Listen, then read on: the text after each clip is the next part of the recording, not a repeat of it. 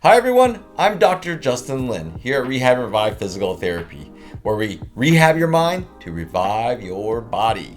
Today I want to talk about how most of you aren't doing the right motion for lifting your neck. A lot of you are hurting yourselves and cranking on poor neck bones. So stay tuned, we're going to talk about how to do it safely and how to protect yourself from future injuries.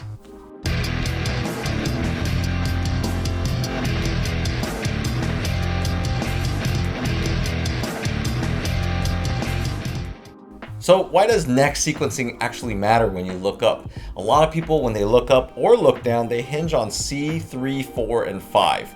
Those are really important because, well, one, it actually affects certain nerves like your breathing nerve called the phrenic nerve. That's a really key component that helps your diaphragm.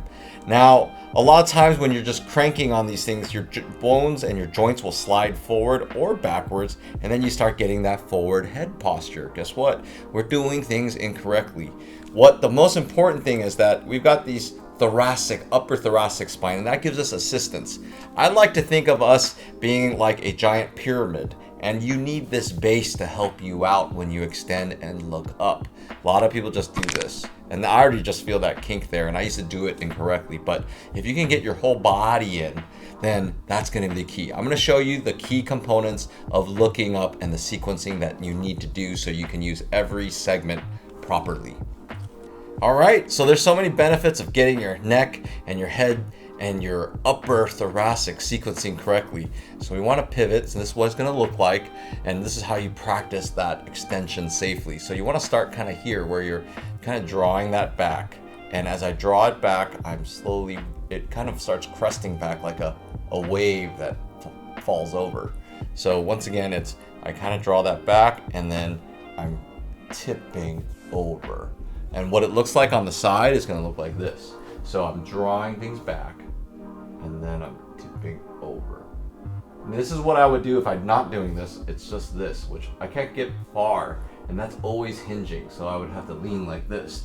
So it's really key that I can go much further. And we could do a side by side of that, what this looks like. So this is just poor form, and that will always, I feel that pinch right there.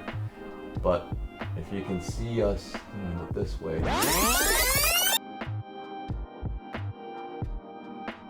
it's much safer.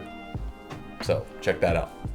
All right, we're back. Hopefully you gave it a shot 10, 15 times. Really build that habit and re-educate those little muscles behind your neck to pull it along the right way. It is a habit. It's gonna take some time to do things correctly so you don't keep jamming those poor joints. Hopefully you found that this was helpful. We'd love to hear your comments, so leave them below.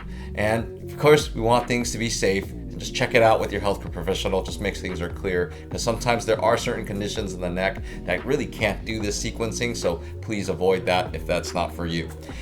We also would love your support. If you haven't supported us in the past, please subscribe. We're always pumping out cool material weekly, and we love to just keep educating the world about all the cool, innovative things, and also just proper mechanics to stay safe.